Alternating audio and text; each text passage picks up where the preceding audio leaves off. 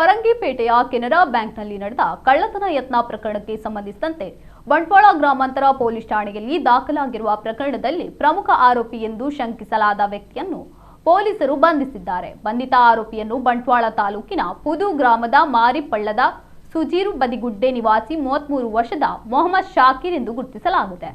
ಈತನ ವಿರುದ್ಧ ಬಂಟ್ವಾಳ ಗ್ರಾಮಾಂತರ ಪೊಲೀಸ್ ಠಾಣೆಯಲ್ಲಿ ಕಳ್ಳತನ ಪ್ರಕರಣ ದಾಖಲಾಗಿತ್ತು. ಇದೀಗ ಆರೋಪಿಯನ್ನು ವಶಕ್ಕೆ ಪಡೆದಿದ್ದಾರೆ. ಪ್ರಕರಣಕ್ಕೆ ಸಂಬಂಧಿಸಿದಂತೆ ಆರೋಪಿಯನ್ನು ನ್ಯಾಯಾಂಗ ಪ್ರಕ್ರಿಯೆಯಂತೆ ವಿಚಾರಣೆಗೆ ಒಳಪಡಿಸಲಾಗುತ್ತಿದ್ದು, ಕಳ್ಳತನದಲ್ಲಿ ಇನ್ನೂ ಯಾರಾದರೂ ಭಾಗಿಯಾಗಿದ್ದಾರೆ, ಕಳುವಾದ ವಸ್ತುಗಳು ಅಥವಾ ಹಣದ ಸುಳಿವು, ಘಟನೆಯಲ್ಲಿ ಬಳಸಿದ ವಾಹನ ಅಥವಾ ಇತರೆ ಸಾಕ್ಷ್ಯಾಧಾರಗಳ ಕುರಿತು ಪೊಲೀಸರು ತನಿಖೆ ಮುಂದುವರಿಸಿದ್ದಾರೆ.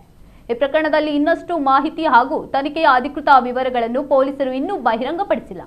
ತನಿಖೆ ಪ್ರಗತಿಯಲ್ಲಿರುವ ಹಿನ್ನೆಲೆಯಲ್ಲಿ ಹೆಚ್ಚಿನ ಮಾಹಿತಿಯನ್ನು ಪೊಲೀಸರು ಸೂಕ್ತ ಸಮಯದಲ್ಲಿ ಪ್ರಕಟಿಸುವ ಸಾಧ್ಯತೆ ಇದೆ.